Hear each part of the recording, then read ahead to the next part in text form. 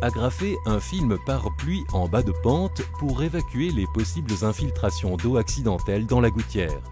Pour optimiser les performances de l'isolant Triso Super 12, il est indispensable de prévoir une lame d'air immobile d'au moins 2 cm entre la volige et le dessous de l'isolant. Pour cela, choisir des tasseaux de section 40-45 mm minimum.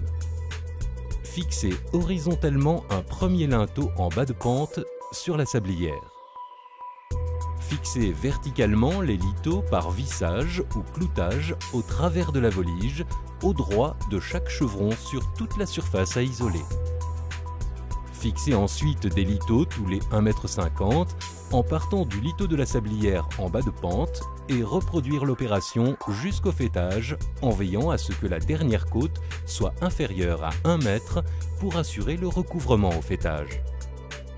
Pour maintenir l'isolant Triso Super 12 bien tendu entre deux lithos, il est conseillé d'intercaler un autre litho de même section afin d'éviter que l'isolant n'entre en contact avec la volige.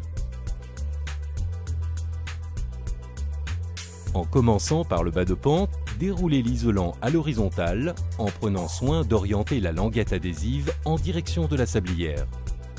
Agrafez le haut du lait tous les 15 cm. Retournez le bas du lait pour créer un ourlet qui doit chevaucher le film pare-pluie sur 10 cm environ. Bien tendre l'isolant lors de la pose. Agrafez ensuite tous les 5 cm. En périphérie du Triso Super 12, prévoir un ourlet de 10 cm environ. Bien tendre l'isolant avant l'agrafage tous les 5 cm en rive. Déroulez le deuxième lait. Veillez à bien mettre le scotch d'étanchéité vers le bas de pente et orienter vers la volige. Agrafez la partie haute du deuxième lait tous les 20 cm sur le litho. À la jonction des deux laits horizontaux, bien relever la languette de recouvrement adhésive, puis agrafez les deux laits superposés tous les 5 cm. Retirez la protection de l'adhésif du lait supérieur, puis rabattre et maroufler la languette de protection sur le lait inférieur, afin d'assurer l'étanchéité à l'eau. Prévoir un retour de 10 cm au moins sur les chevrons de rive et agrafer l'isolant tous les 5 cm. Posez les laits suivants de la même façon.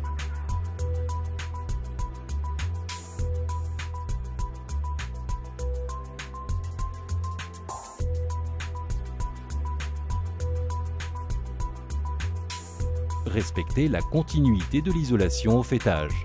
Pour parfaire l'étanchéité à l'air et au ruissellement d'eau accidentelle, marouflez soigneusement l'isodésif au droit de la jonction des laits, à la périphérie et en bas de toiture.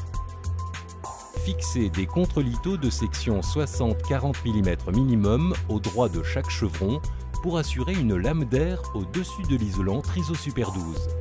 Enfin, fixez des lithos 20-27 mm perpendiculairement au contre-lithos comme support de couverture.